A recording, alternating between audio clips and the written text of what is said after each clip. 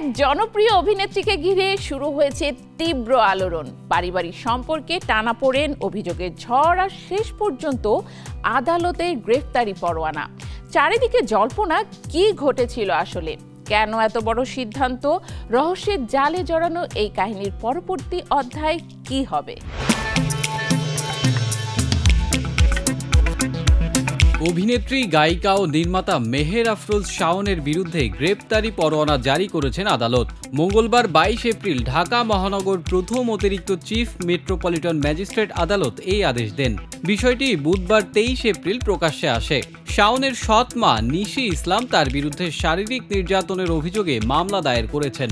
মামলায় ঢাকা মহানগর পুলিশের গোয়েন্দা শাখার সাবেক প্রধান মোহাম্মদ হারুনুর রশিদ সহ মোট 12 জনকে আসামি করা হয়েছে।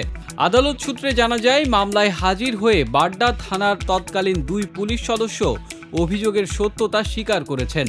তারা জানান, তৎকালীন ওসির নির্দেশে নিশি ইসলামকে আটক ও নির্যাতন করা হয়েছিল। তবে মামলার প্রধান আসামি মেহের আফরোজ শাওন সহ অন্য আসামিরা আদালতে অনুপস্থিত থাকায় বিচারক তাদের বিরুদ্ধে গ্রেপ্তারি পরোয়ানা জারি করেন।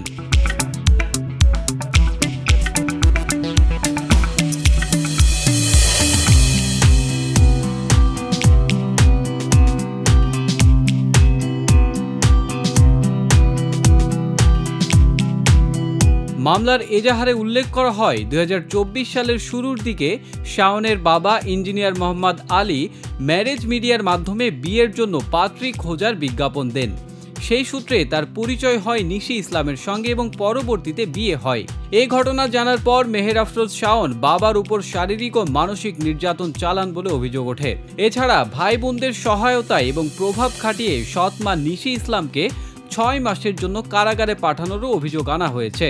মামলার বাদী নিশি ইসলাম আদালতের আদেশে সন্তুষ্টি প্রকাশ করে জানান, তারা ন্যায় বিচার চান এবং অভিযুক্তদের যথোপযুক্ত শাস্তি দেখতে চান। নিশি ইসলামের দাবি, শাওন প্রভাব বিস্তার করে তাদের মারধর করেছেন এবং মামলা প্রভাবিত করার চেষ্টা করেছেন। এই ঘটনা বাংলাদেশের বিনোদন অঙ্গনে চাঞ্চল্য সৃষ্টি করেছে।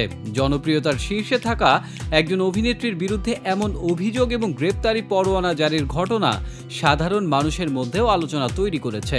এখন দেখার পালা, আদালতের পরবর্তী পদক্ষেপ কি হয় এবং অভিযুক্তরা আইনের সামনে কিভাবে নিজেদের অবস্থান ব্যাখ্যা করেন।